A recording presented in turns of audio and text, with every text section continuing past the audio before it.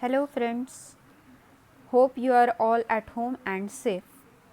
Myself Radhika Rishi, teaching in Pemraj Sarda Junior College. I'll be teaching you commerce mathematics. Now in mathematics, in 11th and 12th you have two parts. The part 1 is pure mathematics and the second part is a statistics part. We are going to see the second part, that is statistics. As you all know, the syllabus is revised from last year itself for you. Same as this is the first year for the revised syllabus.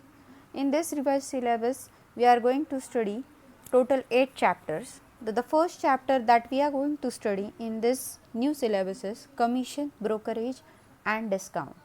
This chapter, first two chapters are based completely on commercial arithmetic, and the topics that we are going to study in the first chapter are commission, brokerage, types of agents, discount, types of discount, and the last topic is discounting of bill, in which you will study present worth, true discount, sum due, bankers discount, bankers gain and so on, which you also study in accounts also. Now starting with our first topic. Now what is the main role in this chapter is about the transactions. We are going to require some terms, technical terms for carrying out the business transactions. So the very first term that is called as an agent. Who is an agent? Agent is a middleman, in one word. What does this middleman do? He carries out the transactions for some other person, like sales, purchase, auctions, and they are done by this middleman. So this middleman is called as an agent. The next term that we are going to require is a principal.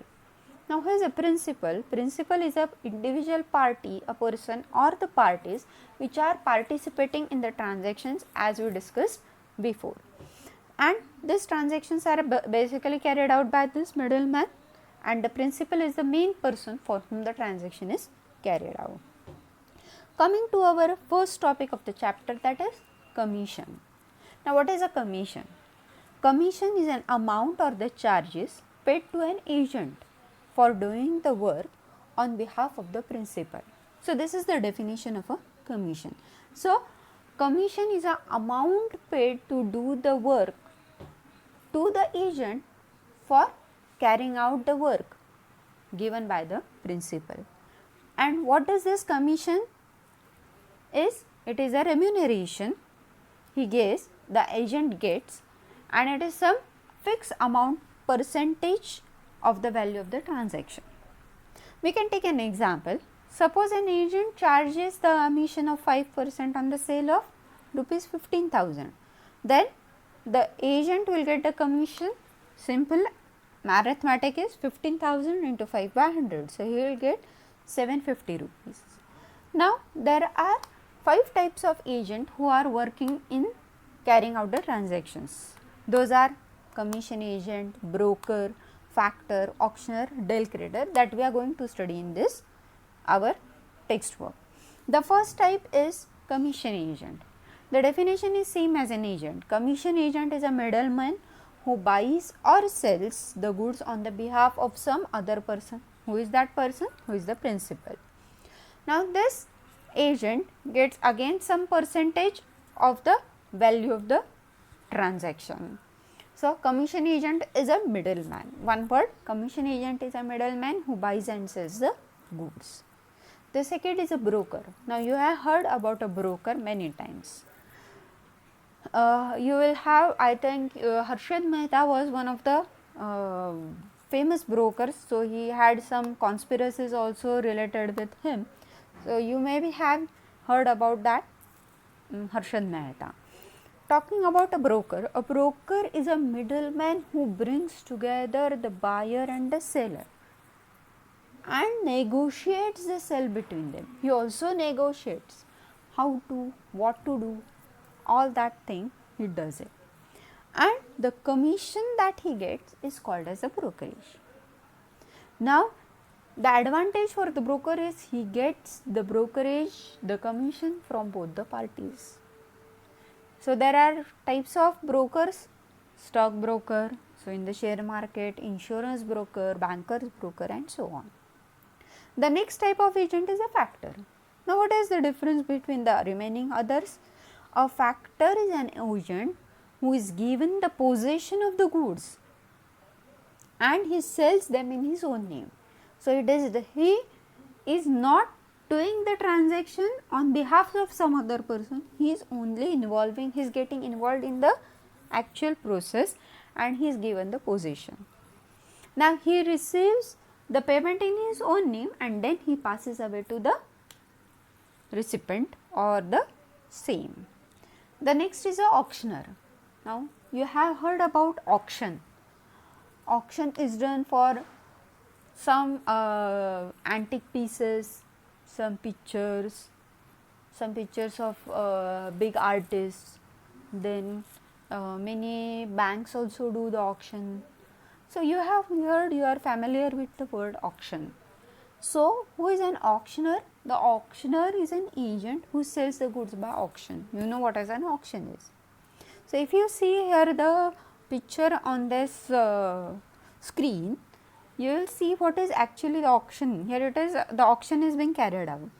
The people are involved in auction and the person is the auctioneer who is making a bid. So, basically the particular goods are sold to highest bidder. Bidding is done here. Boli, in Marathi we call it as a boli. Highest bidding is done and for the who gives the highest amount for that particular goods, that is put for auction, gets the particular thing, goods. And generally the auction is done without the presence of the principal. In the absence of the principal, the auction is done. So, the principal is not disclosed in this transaction. The last is the del creder agent.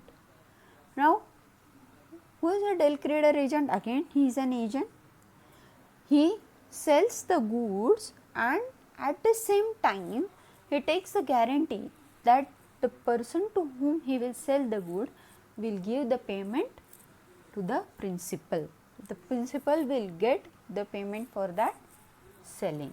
So, he takes a guarantee and because of that he gets an extra commission which is called as a del creder commission. Additional commission he is getting for that guarantee that he takes to sell and to receive the money for that selling. So, these are the 5 types of agents that you have to study in this chapter. Now, we are actually interested in the examples related with this concept.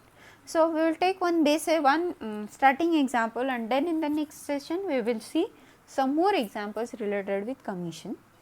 The example is a merchant gives his agent 5% ordinary commission plus 2% del creder commission of the sales of goods worth rupees 55,000. How much does the agent receive and how much does the merchant receive? Now, the agent commissions at 5% which is on 55,000. So, what is the agent's commission? 55,000 into 5 by 100. So, you will get the amount 2,750 rupees. It is a simple mathematics. Same way the agent is going to get a del creder commission. It is 2%. So, the amount of del creder commission will be again on 55,000. So, 55,000 into 2 upon 100. Why we take 2 upon 100? Because it is a percentage out of 100. So, you will get rupees 1100. Now, he is going to get both this commissions agent. So, that is the sum of both the commissions. So, it is 2,750 plus 1100. So, he will get 3,850 rupees. Now, what is the amount that merchant is going to receive? Actually, the goods is sold at 55,000, but he will not get the complete amount because he has to pay to the agent. So, the amount for the agent is deducted. So, 55,000 minus 3,850. So, the merchant is going to receive 51,150 rupees. So, this is the example related with commission. Now, the next topic of the chapter that we are going to study is discount. Now, we all hear this word discount now and then.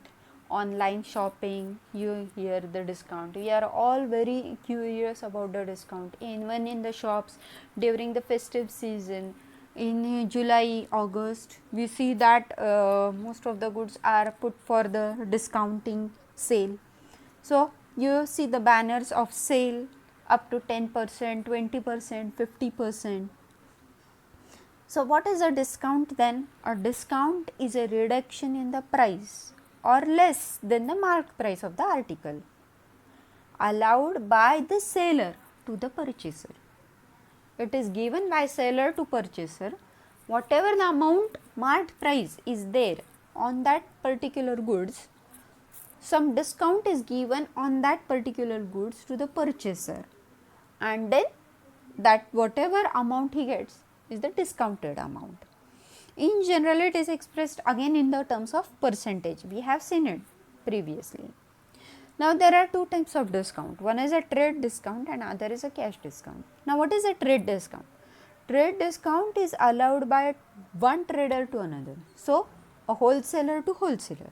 One trader gives to the other trader. Now, it is on the catalog price, that is a marked price. We call it catalog price, list price or marked price of the goods. So, he directly gives the trade discount, the cash discount. Now, this cash discount is allowed in considering of the ready cash payment. So, a retailer gives to the consumer directly. So, ready cash payment. So, I will pay the amount directly. I am going to the shopkeeper and I am purchasing a good. So, I am getting a cash discount. So, the buyer may be allowed both of these discounts. So, generally a buyer can get depending on the seller what he is interested. He can give the trade discount that he has got from a wholesaler, as well as he can give the cash discount that he is allotted to give. So, whatever he is the way he wants, he can do. So, in this case, if the buyer gets both this discount, first the trade discount is calculated on the list price, marked price or catalog price, and the cash discount is then calculated on the price obtained after deducting the trade discount from the list price. So, see, first what is done? Trade discount is given on the list price, marked price. So, the trade discount, then you have to get the cash discount. So, cash discount is given after deducting the trade discount from the marked price or the list price, and that is called as the invoice price. So, that term you see next I have given some points underneath invoice price. So, it is list price minus trade discount. So, on that price, invoice price, you will get the cash discount, and then you will get the cash discount deducted, that will be the selling price. You see here, selling price is the invoice price minus cash discount. So, that is what is the amount the shopkeeper is going to get is the net selling price or the selling price. Now, when the shopkeeper will get a profit, we all know if the selling price is more than the cost price. So, net selling price minus cost price, and what is the loss he is going to bear if the cost price is more than the selling price. Okay, sorry, just the slide was shifted. So, cost price minus the net selling price. Now, we will see one example related with discount on the same lines. A wholesaler allows 25% trade discount and 5% cash discount. What will be the net price of the article marked at rupees 1600? So, that is the marked price. What is the marked or list? List price, catalog price is 1600 rupees. Now, trade discount is first calculated on the list price. So, 25% on 1600. So, simple mathematics, how much rupees you get the trade discount? 400. Now, trade discount is 400, but now we have to calculate the cash discount, but cash discount is calculated after deducting the trade discount from the list price or the marked price. So, that is called as invoice price. So, what is invoice price? List price minus trade discount. So, you will get 1600 minus 400. So, the 1200 is the invoice price.